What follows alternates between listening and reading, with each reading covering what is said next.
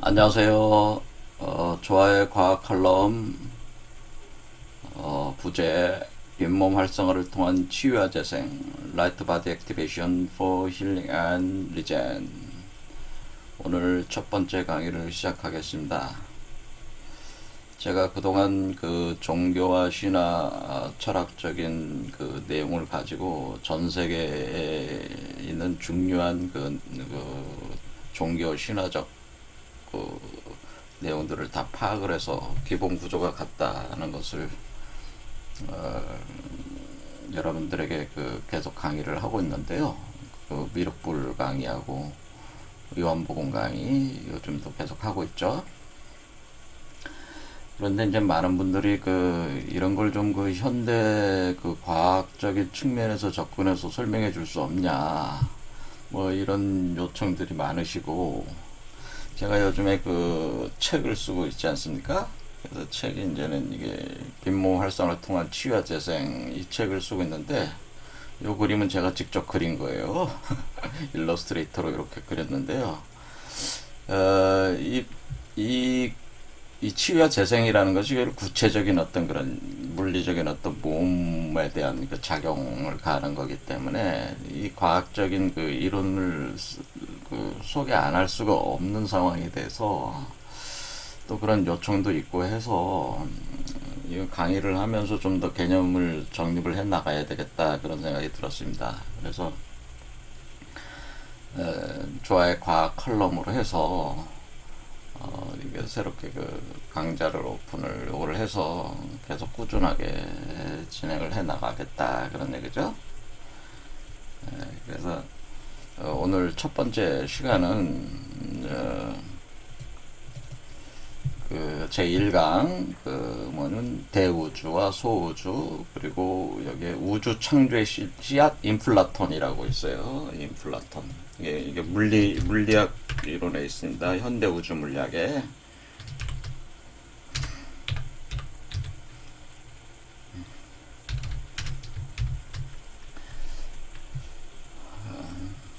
근데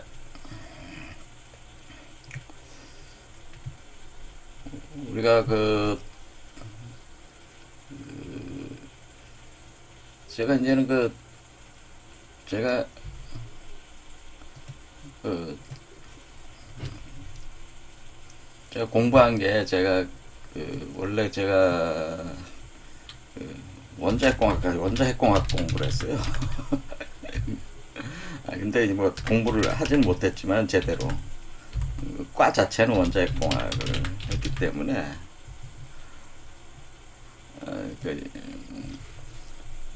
근데 이 과를 가게 된 이유 자체가 뭐냐면은 소립자 물리학을 하려고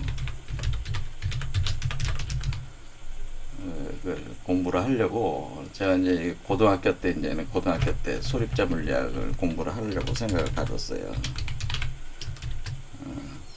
왜냐면 제가 고등학교 다니면서, 요즘은 뭐 애들이 어떻게 지내는지 모르겠지만은 그때는 이제는 과외 금지가 돼 있어가지고 전두환 시절이기 때문에 뭐 다 거의 동등한 수준에서 다 경쟁을 하고 있어가지고, 저는 뭐 학교 공부를 그렇게 깊이 안 하고 이렇게 다른 이게 책 읽는 걸 좋아해가지고 책을 많이 읽었어요. 그때 고등학교 때. 이때 현대과학 신사라고 아마 들어보셨는지 모르겠어요. 이거 저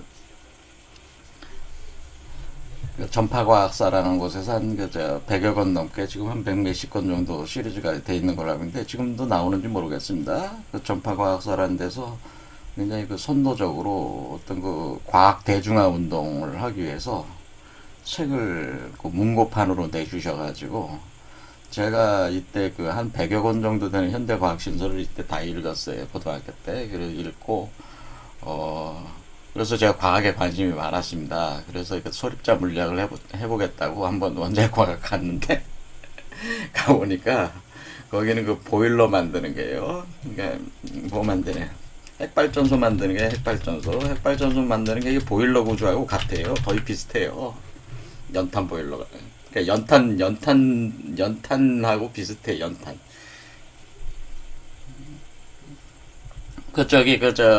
러시아에서 체르노빌 사건이 일어났죠. 그게 그 연탄 구조하고 똑같아, 그게. 보일러 만드는 곳이 사실은. 그러니까 이제 우라늄을 태워가지고, 물을 끓여가지고, 증기를 생산해서 터빈을 돌려서, 전기를 생산해서 이렇게 공급하는 그런 거를 가리키는 곳이기 때문에, 완전히 제가 번지수를 잘못 짚었죠. 저는 소립자 물리학을 하려고 그랬는데. 어쨌든 뭐, 이 과에서도 이런 걸 하려면 양자역학을 좀 배우기는 해야 됩니다. 그래서 양자역학이라는 다른 과목이 있죠. 과목이 있어서 해야 돼서 했는데, 저는 공부를 뭐 여러 가지 대학 다닐 때같이 고뇌가 많아서 공부를 제대로 못했습니다. 그래서 내세울 수 있는 공부는 없습니다. 이 분야에서. 단지 이 강의를 할 수 있는 기초적인 어떤 그런 거는 제가 한 20대에 이미 가지고 있었다 그런 생각은 듭니다. 그래서 오늘날 이런 강의도 할 수 있지 않겠냐 그런 생각도 해보는 거죠. 그래서 오늘부터 이제 진행돼야 될 강의들이 이제 이런 어떤 그 과학적인 내용들을 가지고 이거를 이제 설명을 이제 해야 되는 거죠. 근데 제가 왜 이 과학적인 내용을 가지고 그동안 설명하는 거를 많이 주저하냐면은 이 과학이라고 하는 건 아직 과학은 아직까지 뭐가 있냐면은 우리가 종교나 신화라고 하는 것은 어떤 뭐 마구잡이로 자기가 상상력을 발휘해서 이렇게 떠들어도 사람들이 뭐라고 할 수가 없잖아요. 왜 증명이 안 되는 거니까. 하지만 과학이라고 하는 거는 과학은 증명이 돼야 되는 그 부분들이 있잖아요. 물론 과학이 무조건 개방적이다고 볼 수는 없습니다. 과학이라고 하는 것 자체도 정상과학이라고 해서 어느 일정한 기간 동안은 굉장히 폐쇄적인 어떤 구조로 이렇게 성장하는 게 있어가지고 그런 건 있어도 그래도 다른 이 학문 분야보다는 과학자들은 오픈마인드를 가지고 있죠. 왜냐하면 자기가 이론을 전개하다가 증명 과정에서 수정을 해야 된다면 수정하는 용기는 있습니다. 그래서 그런 부분에서 종교 하시는 분들하고는 완전히 그 차이가 있는 거죠. 오픈마인드가 있다는 거죠. 열린 자세가 있다는 거죠. 그래서 항상 객관성을 확보를 하려는 자기 혼자 도구마에 빠지지 않고 객관성을 확보를 하려고 하는 그러다 보니까 항상 어떤 완결돼 있다라고 생각해서는 안 된다는 거죠. 그러니까 우리가 지금 과학계에서도 상대성 이론이라든가 양자역학이라는 게 있지만은 지금 양대 산맥을 이루고 이것이 이제 통합하는 기호로 이렇게 계속 진행을 하고 있지만은 그러니까 이제 거시 분야에서는 상대성 이론이 아인슈타인, 그다음에 미시 분야에서는 코펜하겐 해석을 바탕으로 한 양자역학론을 해서 두 개가 이렇게 서서히 합쳐져 나가고 있는 이론 구성을 해 나가고 있는데요.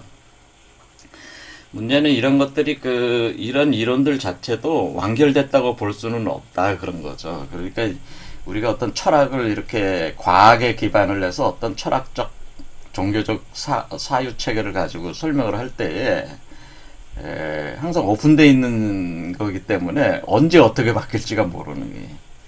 그러니까 이렇다고 단정을 짓고 타인한테 이렇게 얘기하기에는 과학이라는 것 자체가 그런 걸 잘 허용을 할 수가 없는 학문 같아서 저는 그렇게 되면 이제 유사과학이 되는 거죠. 유사과학. 그러니까 우리가 여러 분야에서 이렇게 해석하는 게 이제 유사과학에 이제 빠지게 되는 이제 과학 비슷한데 과학은 아닌 이론이 되버려. 대부분 요즘에 이제 과학 대중화를 위해서 나온 책들이 상당히 유사과학적인 그런 개념이에요. 그래서 이런 부분들이 이것도 그럼 이게 사이비 아니냐 뭐 이런 거. 이게 제가 20대 때 이제 신과학 운동이라고 했었어요. 신과학 운동. 그때 이제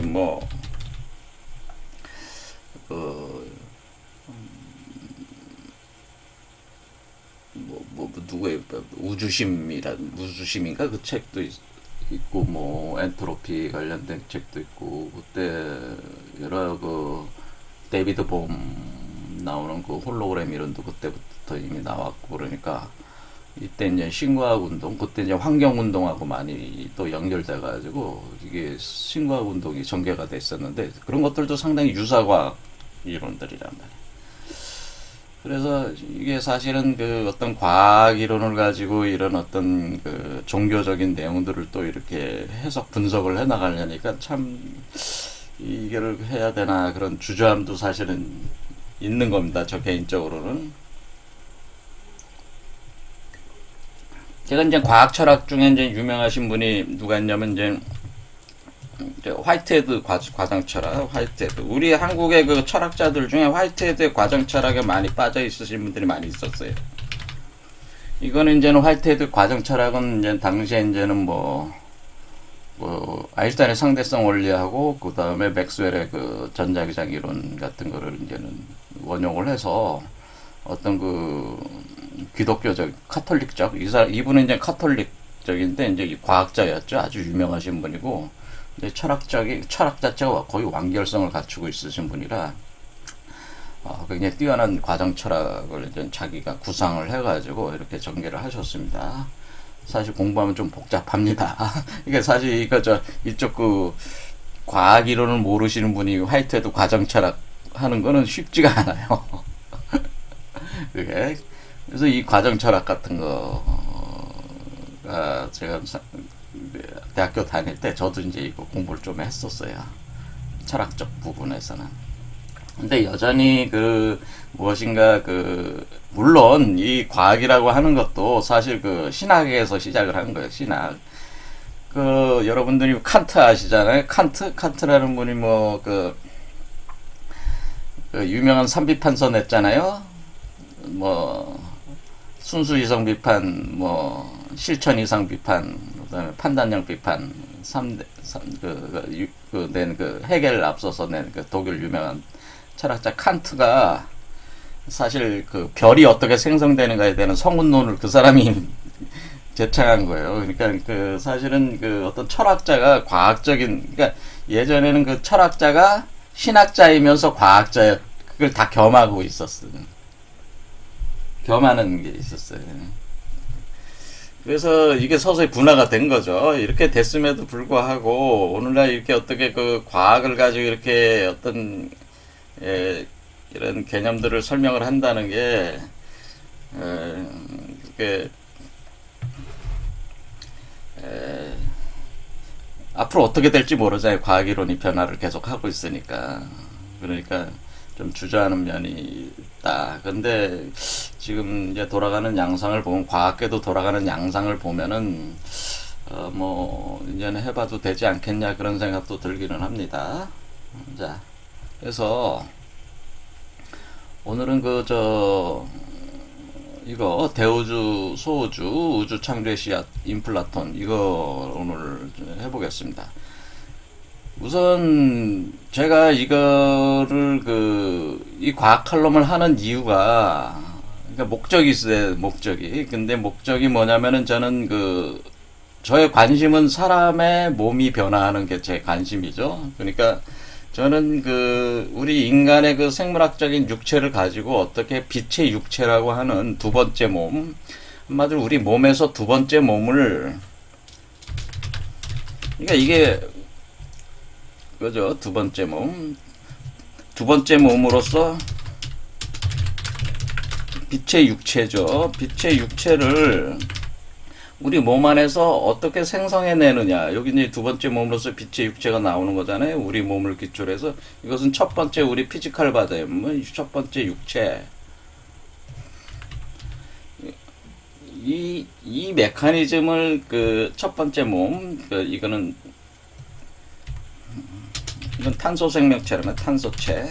그러니까 이게 과학적으로 보면 탄소체. 두 번째 몸으로서 빛의 육체, 이것은 이제 메탈체라고 보면 돼. 메탈체. 그러면서 이 첫 번째 몸도 탄소체에서 유리광합체로 바뀌어요.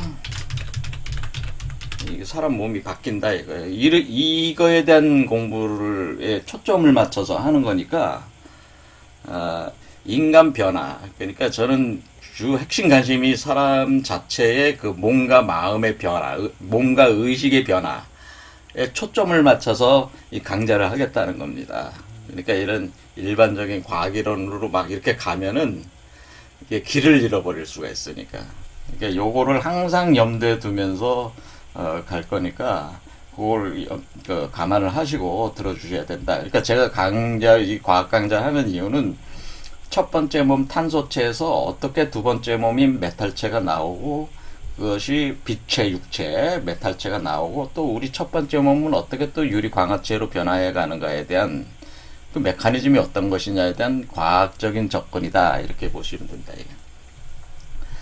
그래서 오늘도 이제는 대우주와 소우주라는 얘기를 할 때에 우리가 뭐냐면은 그 대우주라고 하는 건 여러분들이 지금 눈을 뜨고 이제는 이렇게 보면은 여러분 몸을 감싸고 있는 이 바깥에, 여러분 몸 바깥의 세계를 이제는 대우주라고 보는 거죠. 그러니까 하늘과 땅 모든 걸 포함한, 그러니까 이 대우주는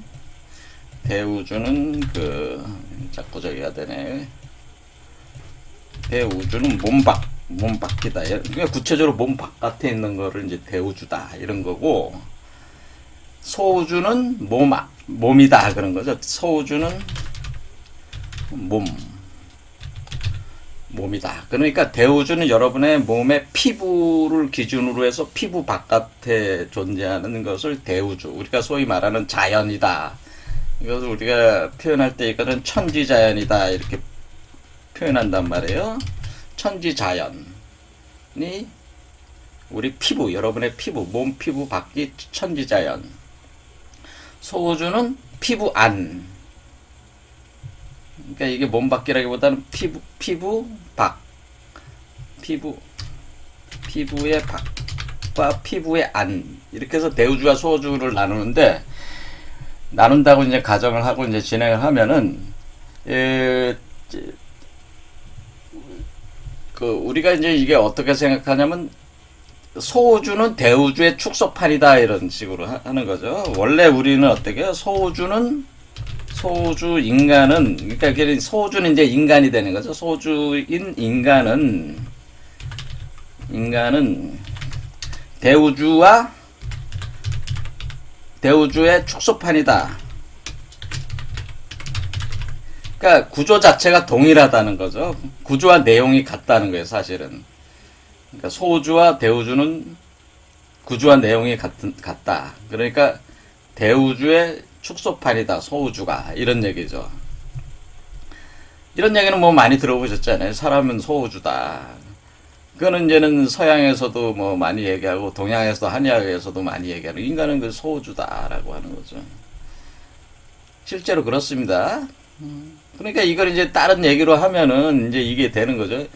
이제 우리가 소우주라고 하면은, 소우주는 그러니까 물리학적인 관점으로 볼 때는 대우주는 상대성 이론이 지배하는 세계다, 이렇게 보는 거죠. 이것이 뭐냐면은 그 뉴턴 역학 포함. 그래서 상대성 이론. 그러니까 상대성 이론은 뉴턴 역학을 포함하고 있는 거예요. 더 크죠. 그리고 소우주는 보통 요즘에는 이제는 양자역학이라는, 그게 이제 양자역학 이론이 이제 지배하는 그 세계다, 이렇게 보는 거죠. 근데 상대성 이론과 양자역학이 사실은 그 양립 불가였죠. 왜 그러냐면은, 아인슈타인이 그 상대성 이론을 이제 특수 상대성 이론하고 일본 상대성 이론 그 전개를 한 뒤에, 이 사람은, 아인슈타인은 플라톤주의자였어요, 사실은. 아인슈타인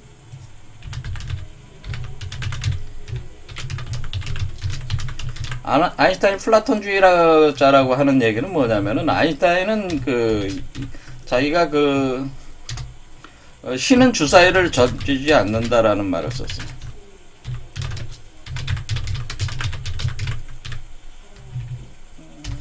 신은 주사위를 던지지 않는다라는 얘기는 확률이 아니다라는 거죠. 이게 정확한 법칙에 의해서 돌아가는 것이다, 이 세계는.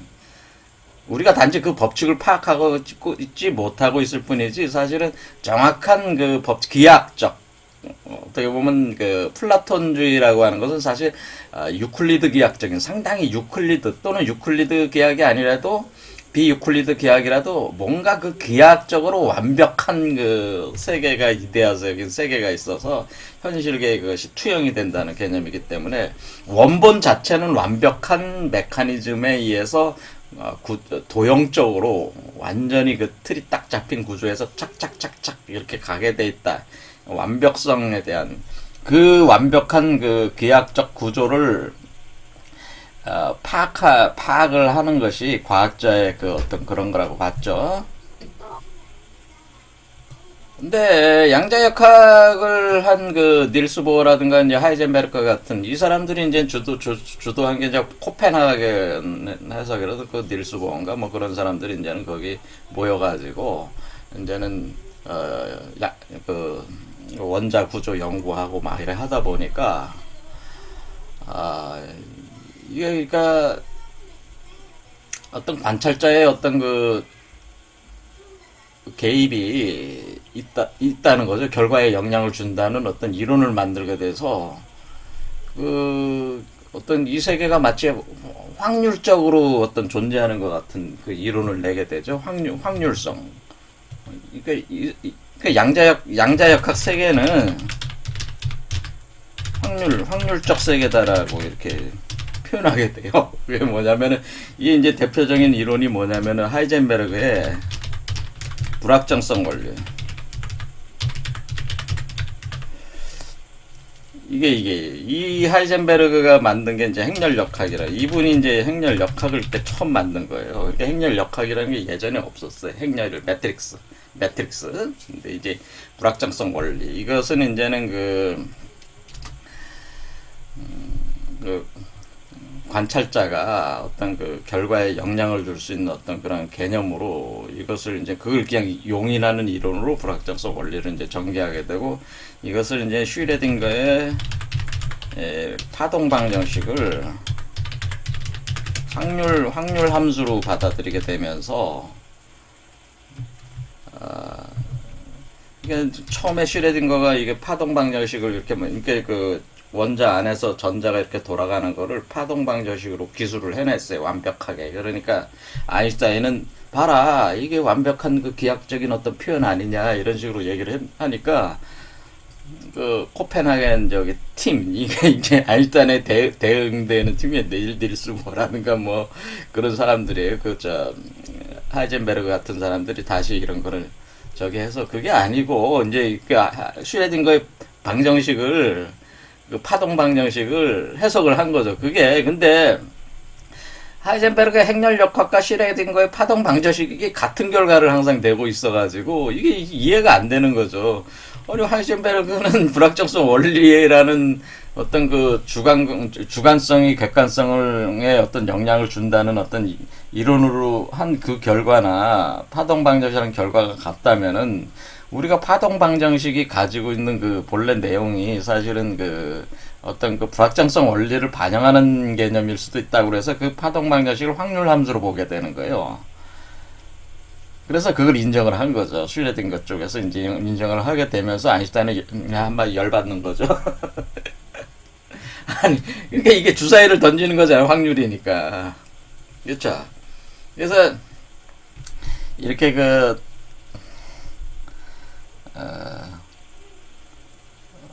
거시 분야는 지금 상대성 이론. 사실 요즘에 이렇게 소행성이 이렇게 날아가면은, 요즘에 로켓 쏘아가지고 탐사선 보내가지고 소행성에 이렇게 안착을 해가지고 뭐 시료 채취 같은 거 하거든요.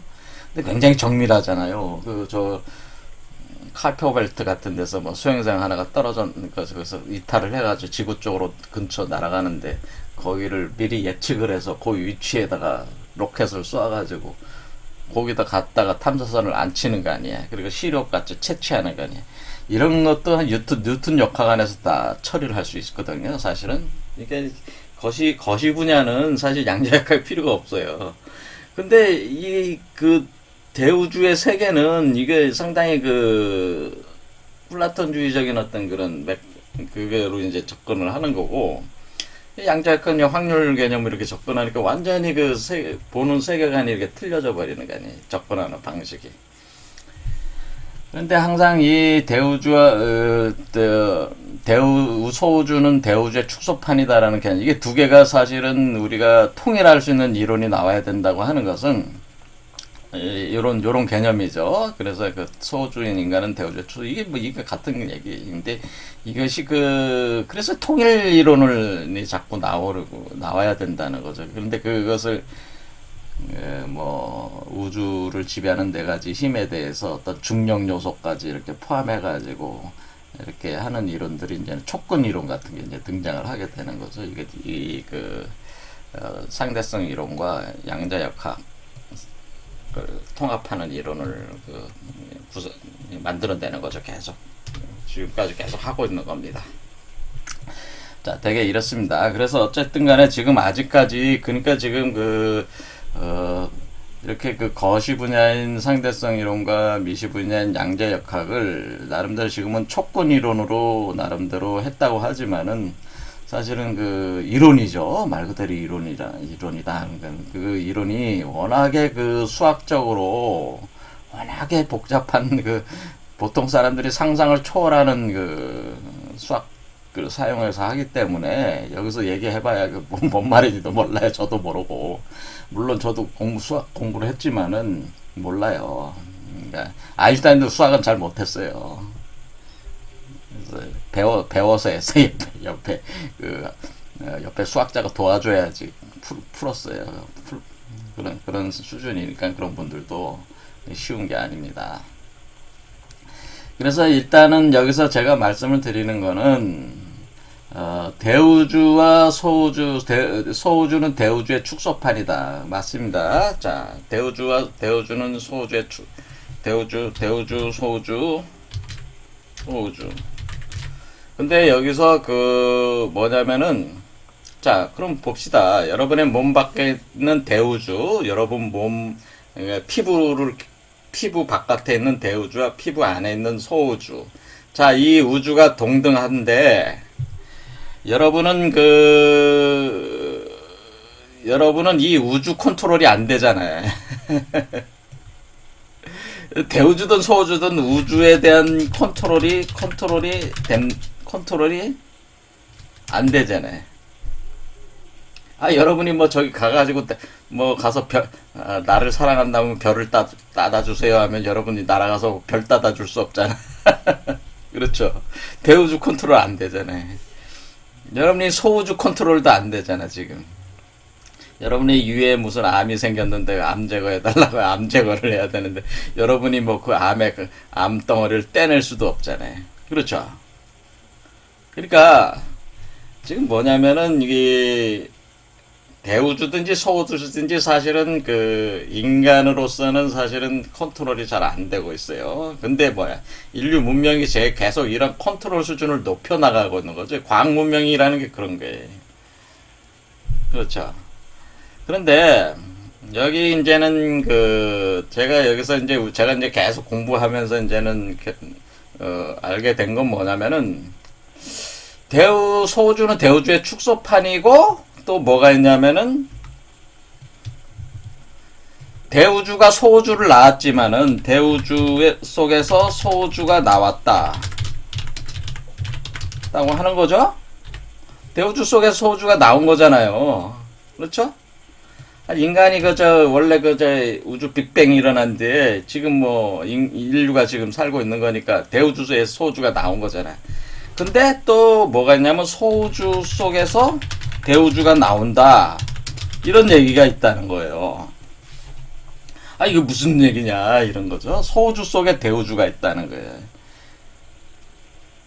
이거예요. 그러니까 대우주 속에 소우주가 있다고 하는 건 여러분이 인식을 할 수 있어요. 그렇죠. 바로 알죠? 인정을 하실 수 있잖아요. 근데 소우주 속에서 대우주가 나온다고 하는 것은 이게 뭔 얘기냐, 이거지. 이거가 바로 이걸 푸는 것이, 이게 바로 제가 지금 풀어 나가려고 하는 거예요. 소우주 속에서 대우주가 나온다.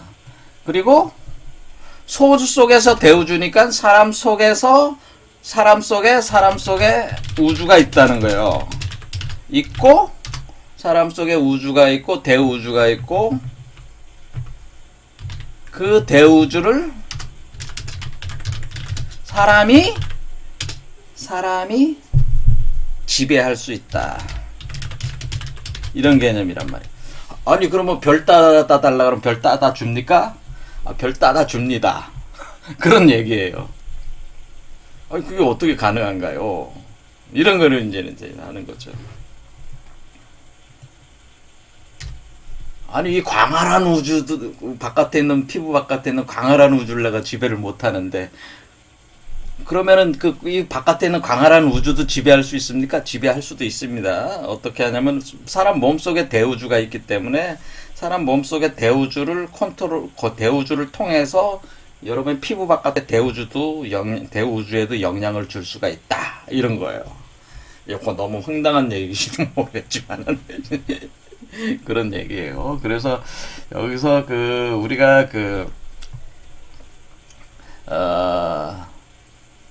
여기서 우리가 이제 우리 인간 몸 탄소체, 자 이것이 소우주죠. 소우주 속에 있는 대우주가 사실 두 번째 몸이 대우주예요. 그래서 이 소우주 속에서 대우주를 만들어내는 메커니즘이 사실은 우리 몸 안에서 두 번째 몸 메탈체를 만들어내는 메커니즘이 사실은 대우주가 소우주를 낳았다라고도 볼 수가 있죠. 낳았다. 그런데 다시 소우주 속에 소우주가 대우주를 낳는다 이렇게 되는 거예요. 그럼 그것이 어떻게 물리학적으로 어떻게 이것을 이제는 설명을 해 나갈 것이냐 이런 거죠. 그럴 때 이제 우리가 접근하는 것이 이제 우주 창조의 씨앗인 인플라톤이 있다라고 하는 거예요. 그러니까 우리가 우주를 낳는 씨앗, 대우주를 만드는 씨앗이 있어요. 창조하는 씨앗. 그것을 물리학자들은 인플라톤이라고 했습니다. 그래서 이 대우주를 창조하는 인플라톤이라는 이 씨앗이, 자, 이건 물리학적인 용어예요. 그래서 이것을, 어떻게 설명을 하냐면은, 이 우주라는 것 자체가 애초에 빅뱅을 일으킬 때에, 자, 빅뱅이 수용을 안 하는 학자들도 있긴 있습니다. 그렇지만은 제가 이제 공부를 해본 결과 빅뱅 이론은 맞습니다. 자, 그거는 과학적인 측면뿐만 아니라 제가 여러 가지 다른 고대로부터 내려오는 그런 거를 연구를 해본 결과 빅뱅 이론은 맞습니다. 그래서 이걸 그냥 쓰는 겁니다. 왜 맞는지는 또 복잡해지니까 설명 안 하겠습니다.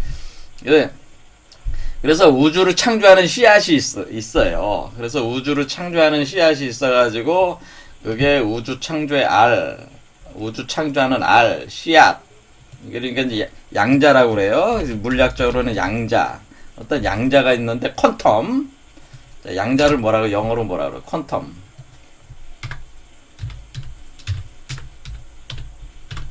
퀀텀이 있어가지고 양자가 있어가지고 아주 양자가 현미경으로 봐도 잘 보이지가 않을 정도로 작은 알맹이가 하나가 있는데 이 알맹이가 우주 창조의 알인데 이 알이 터졌어. 처음에 빅뱅 한다는 게 그 알이 터진 거야. 자, 현미경으로도 보이지 않는 크기의 아주 작은 알이 터져가지고 이 우주가 생성이 됐다. 그런 얘기입니다. 근데 그것이 초기에 급속한 급팽창, 그러니까 알 자체가 어떻게 하냐면 이 알 자체가 급팽창했다는 거죠. 급팽창. 그러니까 이제 뭐예요? 급팽창. 우리가 인플레이션이라고 하는 게 뭐야? 팽창한다는 거잖아요. 인플레이션 반대는 디플레이션이잖아요. 그렇죠. 급팽창. 그러니까 이게 경제학적 용어지만은 이제 갖다 쓴다는 거죠. 급팽창을 해서 급속한 팽창을 했다. 아주 지극히 짧은 시간에 여러분이 상상도 하지 못할 만큼의 10의 36 마이너스 45수 36수 요 사이에 인플레이션 폭발을 해서 어, 순식간에 그 우주 전체가 거의 동질의 온도 조건으로 이렇게 만들면서 이 은하라든가 이런 걸 생성을 시키고 오늘날 그 생명체들이 근데 그 결과로 뭐예요? 이 급팽창의 결과로 그 사람이 만들어진 거죠. 지금 우리가 살고 있는 사람들이 이 우주 속에 살고 있잖아요. 그러니까 여기 그 급팽창, 투데이, 오늘날 이것이 이제는 그 이 우주 자체, 우주의 나이가 지금 몇 년이라고 보냐면은 137억 년이라고 봅니다. 7억 년. 137억 년은 이 팽창, 급팽창하는 게 그 인간의 그 시간으로 볼 때 137억 년. 7억 년이니까 팽창한 거예요. 137억 년 동안을 계속 팽창하고 있는 거야. 상상을 해보세요. 현미경으로도 보이지 않는 그 작은 알이 계속 팽창하고 있어, 지금도.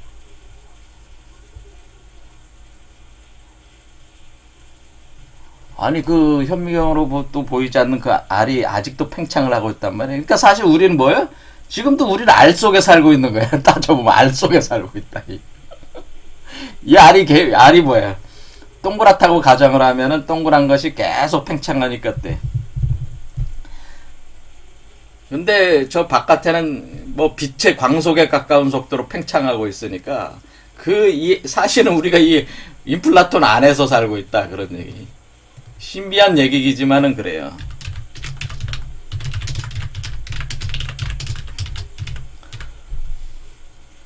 처음 폭파된 그게 팽창하고 있으니까. 그러면서 그 인플라톤 안에 은하가 생성이 되고 이런 생명체들이 생성이 되고 태양계 뭐 이렇게 되는 생명체들이 생성이 되고 이렇게 계속 팽창하고 있다는 게.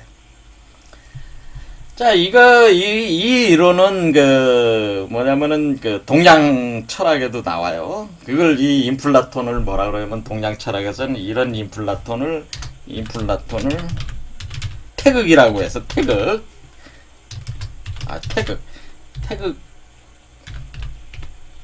태극이란 말 들어보셨죠? 우리 태극기잖아. 한국인들이 드는 태극기가 그게 거기 안에 있는 그 동그란 빨갛고 청색으로 이렇게 돼 있는 그 적색 청색 이렇게 돼 원이 그게 태극이란 말이에요. 그 태극으로 본 거예요. 그러니까 인플라톤은 물리학적인 용어고 이게 그 동양 철학적인 걸로는 태극이란 말이에요. 그래서 이와 같은 똑같은 사고가 있는데 그게 어떤 사고냐면은 선천복귀 8개 방위도가 그런 걸 표현해 준 건데요. 여기서도 개념이 어떻게 되냐면은 요게 태극이잖아요. 태극이 아주 조그매. 처음에는. 예? 요게 아주 조그맣다가 이 태극이 예? 터져가지고 그냥 쫙 커지는 거예요. 이렇게 쫙 커지면서 계속 가고 있는 거예요. 지금 이게 이렇게. 그런데 지금 현재 이렇게 조그만 데서 조그만 아래에서 계속 이렇게 커지고 있는 거예요. 이렇게 되는 운동, 조그마해진 데서 공간적으로 퍼져나가고 시간적으로 전개되는 그것을 기술해낸 게 선천복귀 64개 방위도라고 하는 게 이거예요. 사실은. 그래서 여기서 뭐 소강절이 12만 9,600년이다. 우주의 1년 나이가 12만 9,600, 아니, 우주의 일생이 12만 9,600년이다. 600만 년이다. 뭐 이렇게 12만 9,600년이다. 이렇게 하지만은 그거는 실제 연수를 가리킨 게 아니고 하나의 상수적 표현이에요. 어떤 시간 단위를 가리킨 건 아니에요. 단지 순서가 그렇게 간다는 걸 표현해 주는 것인데, 소강절이는 그걸 연구를 했어요. 근데 이 이론 자체가 원래 소강절이 정립한 건 아니고, 그 전에 동양 사람들이 생각하던 개념을, 소강절이 이런 식으로 다시 자기가 환극경세도라는 책을 쓰면서 이 이론을 정립을 다시 한 거예요.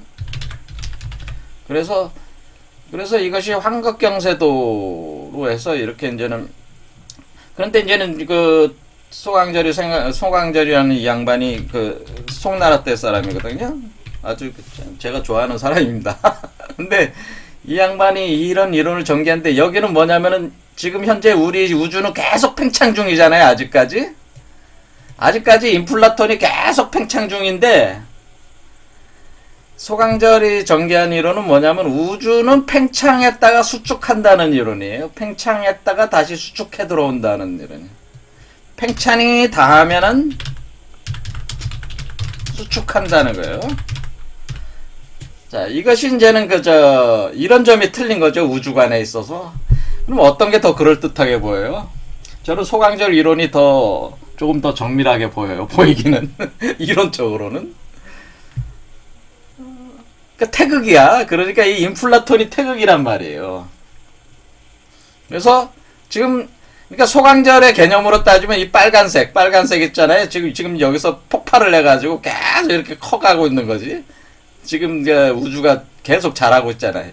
계속 발산 중에 있다는 얘기는 뭐냐면 우주로 볼 때는 봄, 여름 시기라는 거예요. 사실 우주 자체가 지금 현재. 그런 개념이라는 거예요. 현재 우리가 살고 있는 우주가. 이 소강절 개념으로는 그렇다 이거죠. 그래서 이 봄, 여름은 뭐예요? 불과 빛에 의해서 이렇게 가는 거란 말이에요. 그렇죠. 그래서 이게 계속 빛의 팽창, 빛이 이제 계속 확산해 나가면서, 빛이 확산해 나가는 거잖아요. 계속. 어둠이 뭐 실제인지 이 어두운 우주의 끝이 어떻게 생겼는지는 상상이 안 되지만은, 왜냐면 차원 개념이 있어서 사람의 머리로 상상할 수가 없어요, 사실은. 인간의 머리로는 지금 3차원적인 것만 이렇게 보이잖아요, 눈으로. 그러니까 그 이미지만 상상할 수 있지. 우리가 우주라는 게 그 이상의 차원의 개념이 있어서 머리로 딱 이렇게 이미지를 잡기가 힘들어. 근데 이렇게 우주가 팽창하고 있다는 개념이죠. 그래서 그것을 인플라톤이라고 한 거예요. 이것을 동양에서는 태극이라고 한 거예요. 그래서 이것이 바로 우주 창조의 씨앗, 바로 퀀텀 양자인데, 처음에 폭발할 때 양자 요동이 있었다고 하는 거죠. 그래서 이것이 폭발을 해서 지금까지 계속 되는데, 그 사이에서 우리가 현재 인류가 생명체들이 이제 살아가는 거죠. 생명체까지 나와서 우리가 살고 있는 거잖아요. 그럼 우리는 이 인플라톤이 생성시킨 존재잖아요. 그런데 그 인플라톤 안에서 소우주에서 또 인플라톤이 만들어진다고 하는 거죠. 이 얘기는 뭐냐면은 창조의 씨앗, 창조의 급팽창, 창조의 팽창으로 우주가 만들어질 때에 그 안에 소우주로 만들어진 인간이라는 생명체 안에서도 새로운 인플라톤이 또 만들어진다. 그러니까 인플라톤이 인플라톤을 만든다고 하는 거죠. 생성시킨다. 그러니까 인플라톤이 자기와 똑같은 기능을 하는 인플라톤을 생성시킨다. 그러니까 태극이 태극을 만든다는 논리죠. 그런 얘기입니다. 태극 운동이 태극을 만들어낸다라고 하는 거. 이런 거는 이제 동양학에서는 좀 부족한 부분이죠. 근데 이게 물리학에서는 인플라톤을 생성시킨다는 논리를 이제 전개를 하는 겁니다. 그래서 소우주 안에, 그러니까 소우주로 만들어진 인간 안에 인플라톤이 또 만들어진다. 그러면은 인플라톤을 만들어낸 인플라톤은 서로 다른 거냐? 이 인플라톤이 원본이라면 이 인플라톤은 복제품이다, 그런 뜻이. 근데 구조적으로 다른 게 아니다라는 거죠. 이해되시죠? 그러니까 우리 몸속에, 자, 우리가 왜 대우주가 우리 몸속에 있다고 얘기를 할 수가 있냐면은, 우리 몸속에 우리 몸속에 인플라톤, 이 대우주를 만들어낸 인플라톤을 우리가 우리 몸속에 생성시킬 수 있다면은, 우리 몸속에 대우주를 만들어낼 수 있다는 것을, 또 그 인플라톤을 우리 인간이 자유롭게 다룰 수 있다면은 인간 자신이 우주를 창조하는 창조주가 될 수 있다고 하는 것을 또 암시하는 것이기도 하겠죠. 자, 오늘 여기까지 하겠습니다. 시간 많이 지났습니다. 자, 감사합니다.